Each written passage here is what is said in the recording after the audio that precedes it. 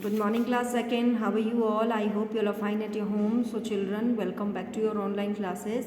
And today we are going to start chapter number 14 from your English text, The Traveling Companion.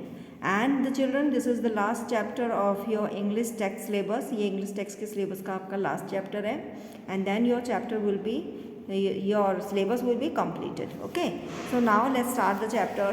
So first, in this chapter, we shall read how our true travelling companion help his companion, यानी कि एक सच्चे साथी ने किस तरीके से अपने साथी की मदद करी, इस चैप्टर में हम पढ़ेंगे इस चीज़ को. Now here so these are some pictures are here and take what do you find in a church. Church में हम क्या क्या चीज़ें हमको देखने को मिलती हैं. Yes, Jesus Christ and the candles, this candles. Okay, so you have to take in these. Now let's start the chapter. So once there lived a boy named John. One night while John was sleeping, his dead father appeared in his dream and told him that he would win the loveliest bride in the world. ठीक है, तो यहाँ पर है कि एक बार क्या था, एक लड़का था, उसका नाम था जॉन. एक रात उसके पिताजी उसके सपने में आए. उसके मृत पिताजी, यानी कि उसके पिताजी जो मर चुके थे, उसके सपने में आए. उसको सपने में दिखाई दिया. Appeared it means to look, यानी उनको दिखाई दिए कि, और उन्होंने उनको कहा कि, उनके पिताजी ने उनको कहा कि उसके जो है दुनिया की सबसे सुंदर जो है ब्राइड, यानी कि उसकी दुल्हन जो होगी दुनिया की सबसे सुंदर उसको दुल्हन मिलेगी. John left home to see the world. अब जो जॉन था उसने अपना घर छोड़ा और दुनिया को देखने चल दिया.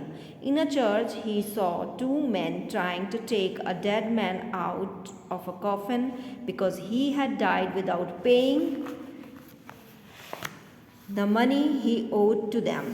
सो फिर जब वो चला दुनिया की सैर के लिए, दुनिया को देखने के जब वो चला, तो उसने क्या देखा, एक चर्च में दो जो आदमी थे वो क्या कर रहे थे, एक डेड बॉडी को, उसके कॉफिन क्या होता है, अ बॉक्स जहाँ पर के in which a dead body person lay, जहाँ पर एक डेड पर्सन को क्या करा जाता है, लेटाया जाता है. जैसे कि क्रिश्चियंस लोग में और मुस्लिम्स में जो होते हैं उसे कॉफिन में रख के जो होती है उसको क्या करते हैं, ज़मीन के अंदर दबाते हैं डेड बॉडीज़ को. तो उन्होंने देखा कि जो टू मेंस थे वो ट्राई कर रहे थे उस कॉफिन से उस डेड बॉडी को बाहर निकालने के लिए. क्यों निकाल रहे थे वो बाहर, क्योंकि वो बिना, जो वो डेड बॉडी थी वो क्या था, वो जो व्यक्ति था वो मरने से पहले जो अपना उसने कुछ जो उसके पैसे बकाया रहे होंगे वो उसने अभी तक नहीं चुकाए थे. So he the money he owed to them, यानी कि जो उसका कुछ बकाया अभी रह गया था, तो इसलिए वो उसको कॉफिन, मतलब उसको दबा नहीं रहे थे, तो इसलिए उसको कॉफिन से बाहर निकाले थे. John paid the $50 the man had borrowed and asked them to let the man rest in peace. फिर जॉन ने क्या करा, वो जो व्यक्ति जो उसको दफना रहे जा रहे थे, और लेकिन दफनाने के बजाय उसको कॉफिन से बाहर निकाल रहे थे डेड बॉडी को, तो उनको जॉन ने क्या करे, $50 उनको पे करिए, यानी कि उसको $50 दिए उन दोनों आदमियों को जो कि उस डेड बॉडी को दबाने जा रहे थे. तो उनसे कहा कि ये इसका जो बकाया है वो जॉन ने उस व्यक्ति, जो मरे हुए व्यक्ति का जो बकाया था, पैसा जो था उसने चुकाया, और कहा उनसे, क्या कहा कि इस आदमी को अब ये, क्योंकि जो डेथ आफ्टर डेथ क्या होती है, एक लास्ट आपकी वो होती है, तो इसको आराम से रेस्ट इन पीस, इसको शांति के साथ इसको दफना दो, ताकि इसको क्या मिल जाए, इसको मुक्ति मिले. So a little later, कुछ देर बाद, along the way John met a man who became his traveling companion. और थोड़ी देर बाद उसको रास्ते में एक व्यक्ति मिला जो कि उसका ट्रैवलिंग कंपेनियन बन गया, यानी उसके यात्रा का साथी बन गया. जहाँ वो वर्ल्ड की टूर पे वो जा रहा था, वर्ल्ड को देखने के लिए, तो रास्ते में उसको एक ऐसा साथी मिल गया. After a few days, they reached a town where they heard about the king's beautiful daughter who used to behead any shooter who failed to answer her 3 questions correctly. तो जब वो एक टाउन में, एक कस्बे में वो जब पहुँचे, तो वहाँ पर उन्होंने एक राजा के बेटी के बारे में सुना कि एक राजा की बेटी है जो अक्सर क्या करती है, बी हेड मतलब कट द हेड, यानी कि जो क्या करती है, एनी शूटर, यानी जो a person who wants to marry with her, यानी उस व्यक्ति का सर जो है वो काट देती है, वैसे जो उससे शादी करना चाहता है, अगर वो व्यक्ति उसके पूछे गए 3 सवालों का करेक्टली आंसर नहीं देता है, तो वो राजकुमारी क्या करती है, उस व्यक्ति का सर को काट देती है. John recognized it means to identify. So John recognized her as the woman he had seen his dream and decided to be her suitor. John जो है उस राजकुमारी को देखते ही पहचान गया कि ये वही औरत है जो कि मेरे सपने में आई थी, और उसने ये निश्चय किया कि वही इसका सूटर बनेगा, यानी कि वही इस प्रिंसेस से शादी करेगा. सो meanwhile his companion came to know that the princess was under the spell of a wicked sorcerers.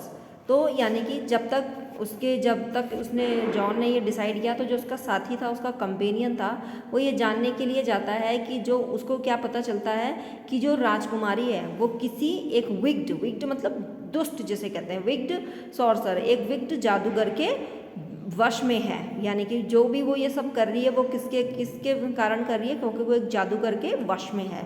So with the help of the swan's wing the companion made himself invisible and went to the princess. और तो जो उसका companion था उसने क्या किया, स्वैन्स wings यानी कि हंस के पंख के द्वारा, उसके पास एक पंख था, तो उसके द्वारा उसने अपने आप को इनविजिबल मतलब अदृश्य, यानी कि जो कि सीन ना हो, जो है दिखाई ना दे, तो इसलिए उसने अपने आप को अदृश्य करा और फिर वो प्रिंसेस के पास गया. यानी कि अब वो जो है वो प्रिंसेस को भी नहीं दिखाई दे रहा है, उसने अपने आप को अदृश्य करके वो प्रिंसेस के पास गया. यानी कि also again he use the magic.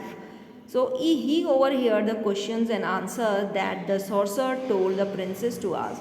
तो उसने क्या करा, उसने वो सारे क्वेश्चंस और उनके आंसर जो है सुन लिए जो कि जादूगर ने प्रिंसेस को पूछने के लिए कहे. उस जादूगर ने प्रिंसेस को जो क्वेश्चंस उस पूछने के लिए कहे, वही प्रिंसेस ने क्या करे, वो सारे उसके कंपेनियंस के ट्रैवलिंग कंपेनियन ने सारे वो क्वेश्चंस और आंसर दोनों ही सुन लिए. Then he beat up the sorcerer and beheaded him with his sword. तब उसने क्या करा, वो क्वेश्चंस के सारे आंसर सुनने के बाद उसने उस सॉर्सर को, उस जादूगर को बहुत मारा और उसका सर जो है अपनी तलवार से काट दिया. Sword beheaded him, it mean beheaded मतलब कट द हेड, उसके हेड को अपनी तलवार से काट दिया. He went to the John and told him all the correct answer. और उसके बाद वो जॉन के पास गया और उसने वो सारे उसको करेक्ट आंसर, उन क्वेश्चंस के करेक्ट आंसर जॉन को बता दिए. The next day John gave the correct answer to the princess questions and freed her from the sorcerer's spell. यानी कि अगले दिन जो है जॉन ने राजकुमारी के पूछे हुए हर क्वेश्चन का जवाब दिया और उसको क्या करा, उस जादूगर के वश से उसको मुक्त कराया.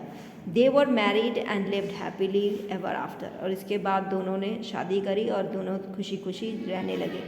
In the meantime, the traveling companion revealed himself as the dead man in the coffin. तो उसके बाद that was how he showed his gratitude to John. उसके बाद जो वो ट्रैवलिंग कंपेनियन था वो उसने अपने आप को क्या कर लिया, डिस्क्लोज कर दिया. Revealed it means disclose. उसको अपने आप को एक्चुअल में वो जो साथी उसका ट्रैवलिंग कंपेनियन कौन था, वो मैन था, वो dead man in the coffin, जिसको शांति, जिसके लिए $50 जो है, जिसको बोरो करने के लिए, जिसको दफनाने के लिए जॉन ने $50 दिए थे. ये वही कंपेनियन था. तो that was how he showed his gratitude to the John. तो इस तरीके से उसने अपने जॉन, ग्रैटिट्यूड इट मीन्स जो उसने उसके ऊपर उपकार किया था, ग्रैटिट्यूड, उसको उसने जॉन के प्रति उस उपकार को उसने चुकाया. सो children, your chapter is completed here, and today's class we only read the chapter, we read the chapter and the bookwork of this chapter we will do in the next class. So today's homework, you also have to read this chapter, you have to read this complete chapter. So this is your homework for today, and the other work, bookwork, we will do in the next class. So that's all for today. Until then, bye, take care.